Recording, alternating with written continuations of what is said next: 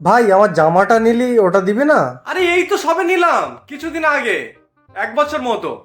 1 বছর হয়ে গিয়েছে তাও ফেরত দিবি না? মানে তোদের মতো ছেলের নিজের ভাবাটাই ভুল। বন্ধুত্ব মানে বুঝিস? বন্ধু মানে হচ্ছে অধিকার। মানে তোর সমস্ত জিনিসের উপর আমার অধিকার, আর আমার সমস্ত জিনিসের উপর আমার অধিকার। এটাই বন্ধুত্ব। আমি হয়তো কোনো বিপদে পড়লাম, তুই আমাকে সাহায্য করলি। আর তুই হয়তো কোনো বিপদে পড়লি, তুই অন্য কারোর কাছে সাহায্য নিয়ে নিলি। এটাই বন্ধুত্ব। তোর জামা মানে আমার জামা, তোর প্যান্ট মানে আমার প্যান্ট, তোর বউ মানে আমার বউ। কি? এই সরি, তোর বউ মানে আমার বৌদি। তাহলে তোর এই জামাটা আমি নিয়ে যাই।